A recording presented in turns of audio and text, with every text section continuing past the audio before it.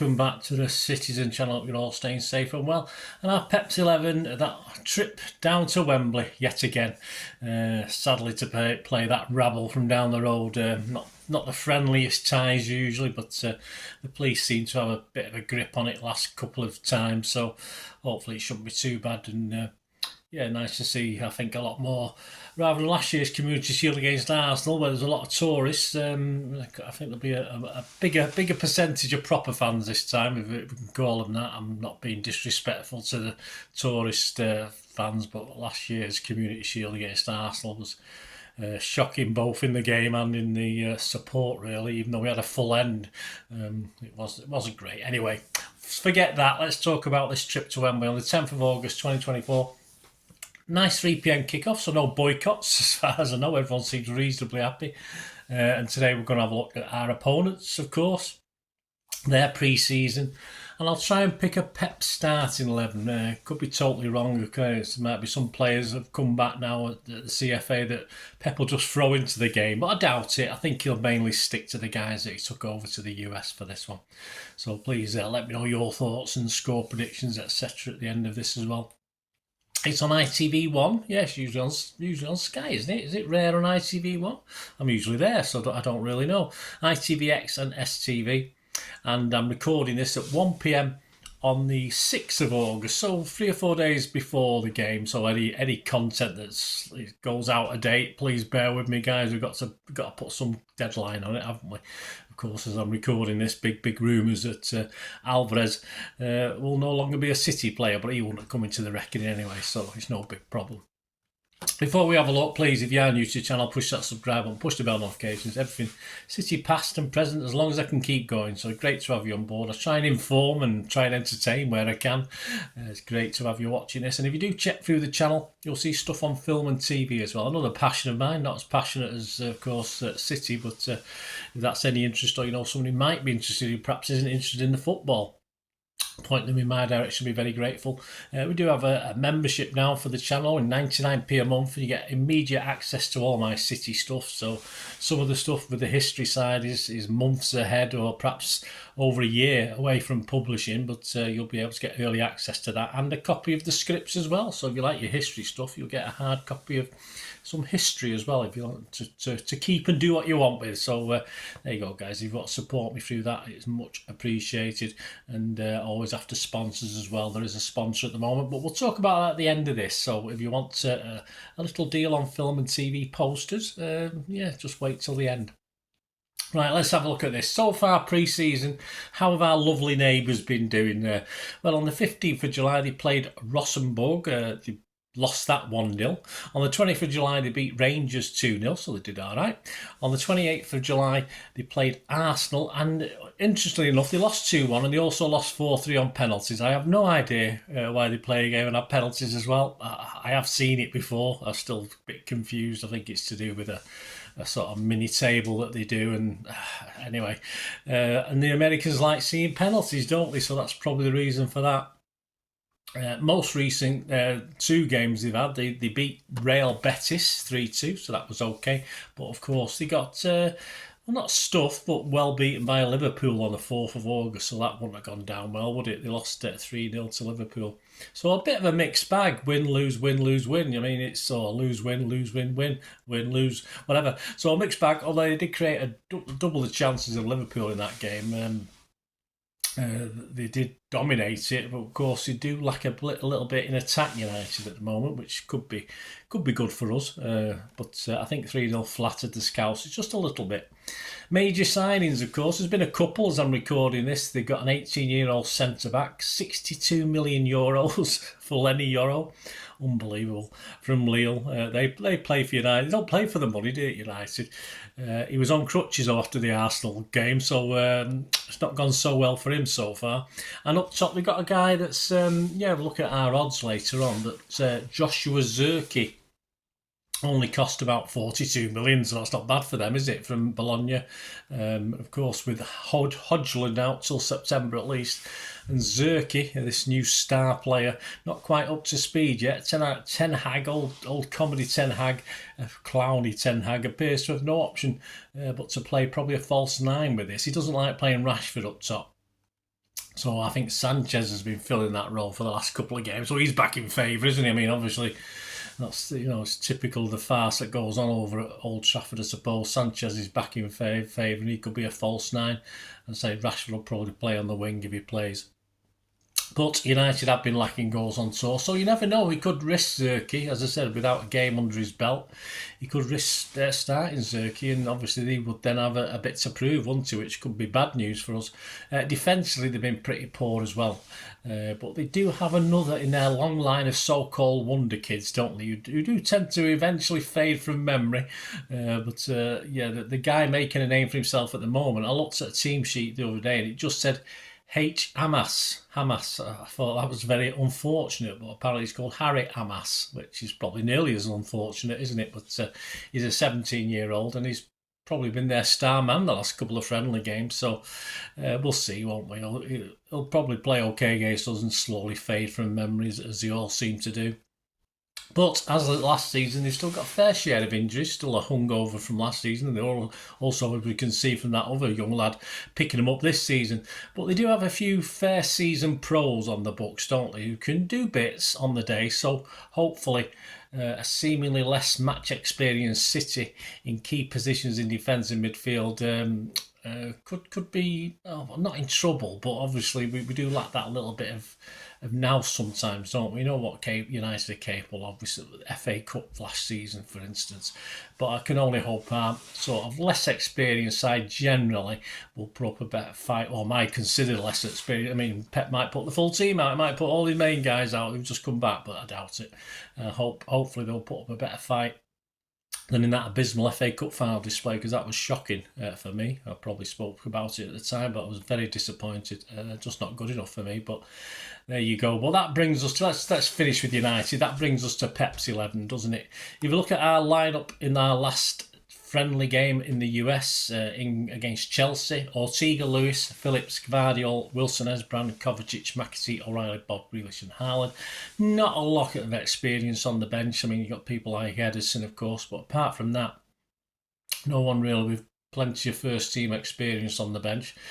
New signing Savvy, of course, was unveiled at weekend to the City fans, and he's hopeful, according to the Manchester Evening News in his interview, of getting an outing at Wembley. But I think as far as the starting lineup's concerned, I just can't foresee Pep doing that.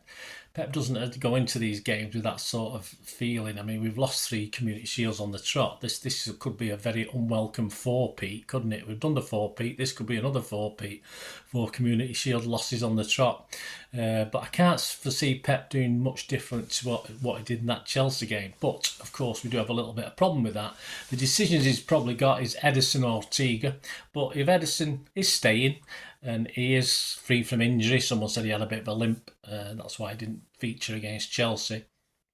If he is staying, then Ederson will play the first game of the season at Chelsea, no doubt about that, which means Ortega will get this Shield game. So I don't think there's any ifs and wherefores with that one.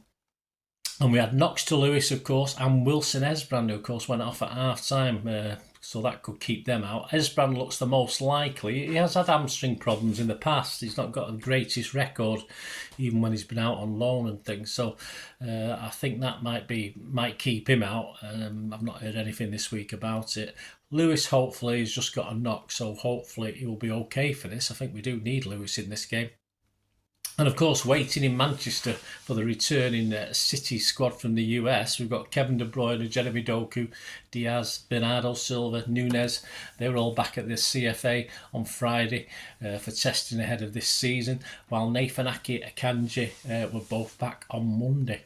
So I can't see any of those starting unless they've been toning down their holiday excesses. I just don't see it. I think Pep will stick to what he knows. People like Callum Doyle, of course, who I was quite impressed with. I was going to stick him in my starting 11, but then he's looks like he's set up for a loan deal at the time of recording, so I can forget him. So that's one of my options gone.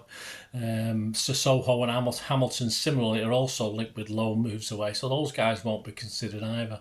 So again, defensively, I think we're struggling in this unless one or two of the regulars make a surprise start. And perhaps they'll not feature in the last 2 US games. Simpson Pusey may get a chance, although for me he did little of note in these first 2 starts when he played over in America. So that brings me to my Pepsi 11 really, ignoring all these CFA returns, which I have to, and some lads of course now look as though they're finalising some sort of loan deals very quickly. This is my 11, so let me know what you think, guys. Let me know what you would go with. I'm going to go Ortega. I'm going to assume Lewis is okay. I'll put Lewis. Simpson Pusey, I think we're lacking options. Phillips alongside, who's done a half decent job at centre half. Gvardiol, of course, who could play centre half, but more probably be played on the left. Kovacic, McAtee, O'Reilly, Bob, Grealish, and Haaland. So generally, the team that played against Chelsea, apart from Simpson Pusey, or the team that started against Chelsea, virtually most players got a game against Chelsea anyway. But I'll be happy with 8+. As I said, we don't really know about the guys that are back from the Jollies, do we? Whether any of those will make a surprise start. But, you know, Pep's struggling in this one.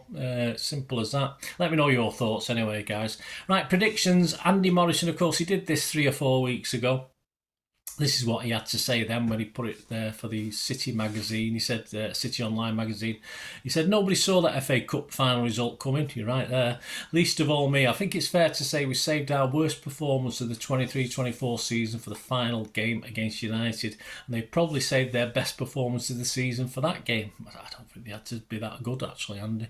And in my mind, there's only one way we could lose that. The only way we could lose that game was the fact, of course, they were the best and it was our worst.